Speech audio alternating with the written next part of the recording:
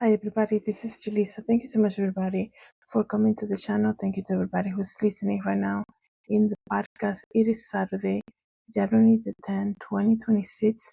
I'm here to give you an update, and this is in regards to the Ohio dentist shooting that happened.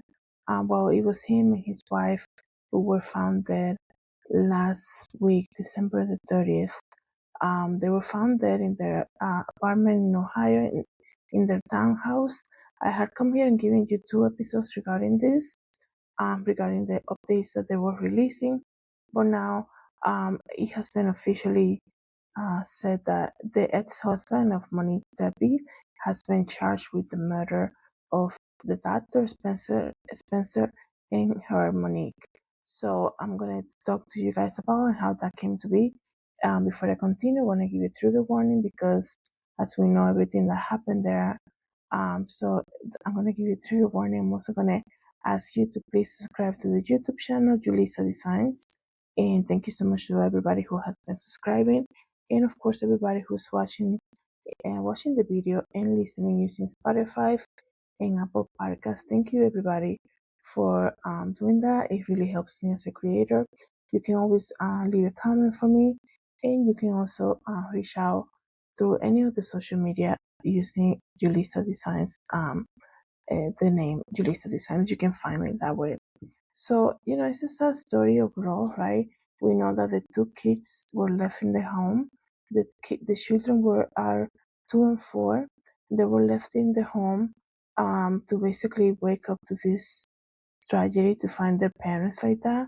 It's shocking. I remember coming here and telling you how in one of the calls that were made to the operator, to the 911 operator, you can hear one of the children crying out, right? And that is so sad because everything that happened to them, probably everything that they heard, who knows, maybe they were awakened by the discussion, some type of argument that happened. A couple days ago, they released a surveillance video of this man basically walking away from the residency of the Tepe. And I come here and told you guys I couldn't believe that there was no other neighbor coming forward with some type of video, surveillance video, or any type of information, something that they heard, or some type of, something, some type of lead or something like this. But let me read to you guys exactly how that came to be. Like I said, and it says here that the ex-husband of a slain Ohio dentist wife was arrested for allegedly gunning down the couple inside their home and leaving them for dead as their 2 young children cried. The court records show, and his name, right? Michael David McKee, 39 years old, was arrested Saturday by the sheriff's office in Illinois shortly before noon and slapped with 2 counts of murder for fatally shooting Spencer and Monique Tepe inside their 4-bedroom Columbus home on December the 30th. McKee married Monique in 2015. She then filed for divorce in May 2017, according to the court records. I don't know what it is, but this guy's face. I'm gonna see if I can show you guys here on the iPad. He looks very scary. This man looks so. I'm gonna see if I can put it here. This guy, look at that mugshot, right? This guy is ready. Like you see that face coming, like like something horrible is gonna happen. He looks very mad and angry and very kind of like possessed. It's so crazy. It says here that the records indicate that the divorce was amicable, while the ex is living in Virginia. They were living in Virginia at that time. I have heard, right, because when a story like this is shared, so people were trying to figure out what happened here, right? People also were saying, the more people that see a story like that, and we don't really have the answer, we begin to speculate. People are saying, it's the ex-husband. Then somebody will comment like they know the family, and they will be like, she has never been married before the, marrying Spencer. There is no ex-husband. There is no crazy ex-husband. So yeah, you can speculate a million things, right? But now look at this. She was married in 2015.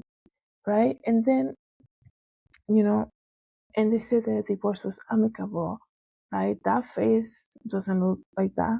Like the guy, he doesn't look like he was happy to see them move on, go on with their life. It's crazy though that Spencer and Monique were married already for 5 years, and now this happened, right? Um, but I also question. We were questioning about the fast response from coworkers, employees of Spencer the moment they realized that he was not showing up on time. It takes about an hour, they say. An hour. He lived an hour away from his office, right? So when he failed to show up within 1 hour, right? You're 1 hour late to work, and your employees are calling the police already for a welfare check. Man, it's not like you have. I mean, one thing is to call, one thing is to say, man, the doctor is not here yet. Can one of you guys go and check? He's not getting back to us on the phone. He's not replying to anything. Somebody has to go and drive by their house.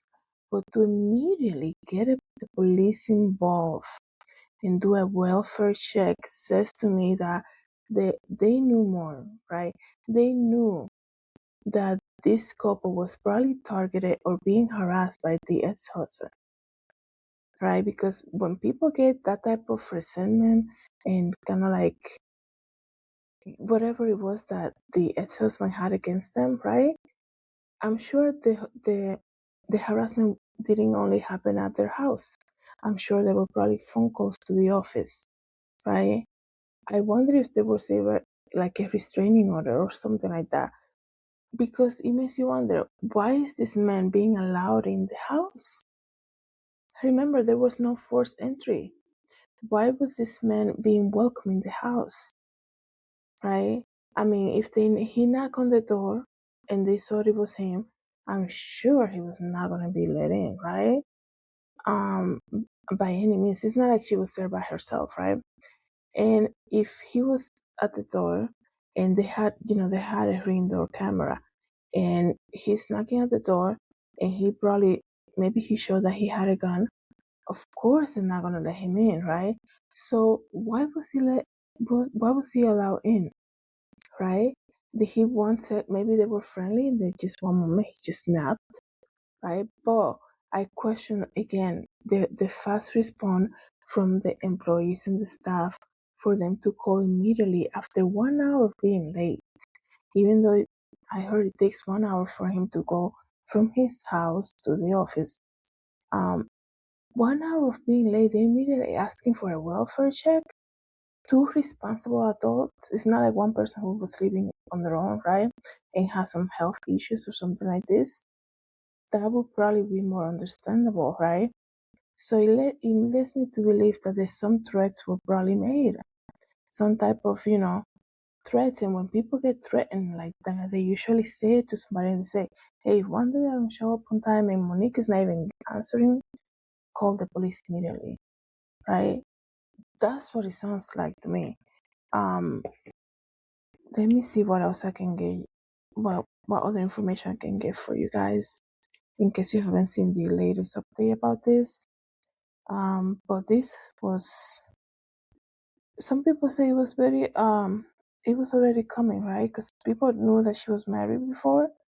But wow, I wonder like how did he get in the house in the first place, right? What was the emails between them? Did he just one day after 5 years unexpectedly show up? That's, I'm sure there was some type of previous encounters with him, right? He knew exactly where they live. Um, so all I hear is that they had two kids. I don't think, I mean, it wouldn't be one of the children that he was the father. I don't think so. Yeah, because they're 2 and 4, so I don't think so. So let me see.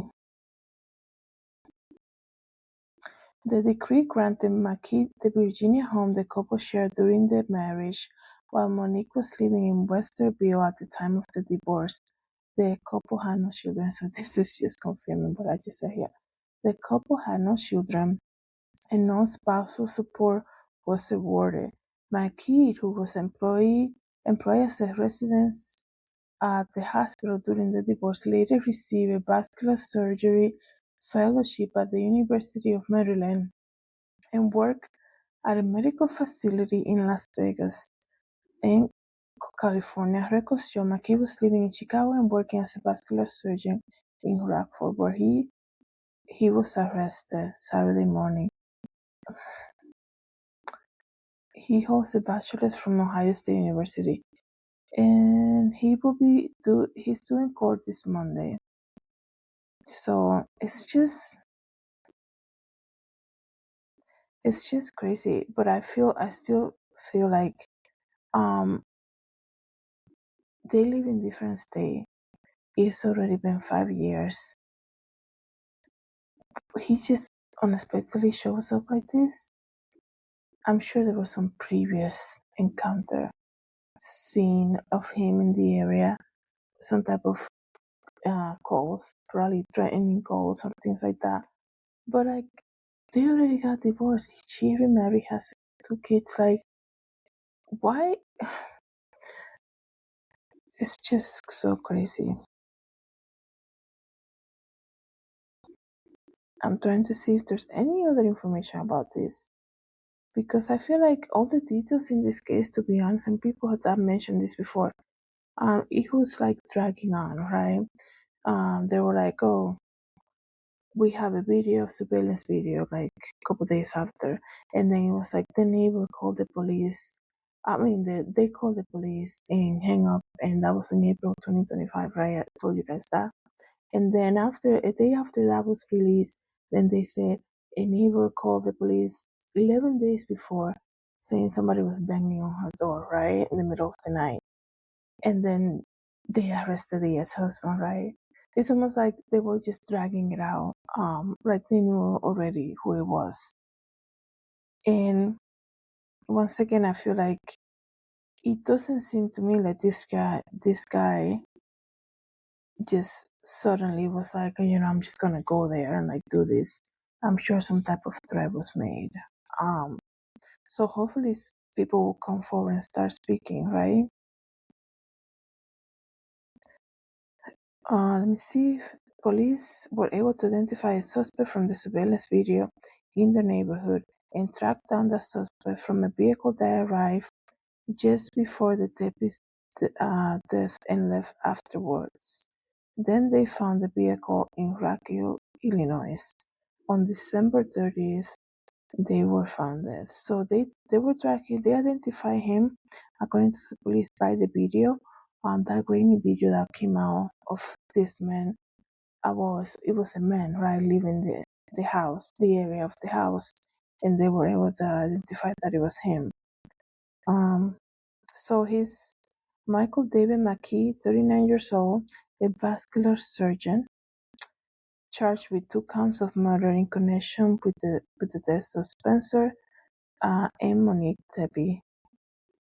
So that is the update. He's gonna be in court this Monday. Let me know, guys, what you think about this. Again, we pray for the children, right? Hopefully they are in good care with their family, and we pray that whoever has more information about this, comes forward and speak now. The guy is already arrested. So let me know, guys, what you think about this. Thank you, everybody, for coming to the channel. Thank you to everybody who's listening and watching on Spotify. God bless.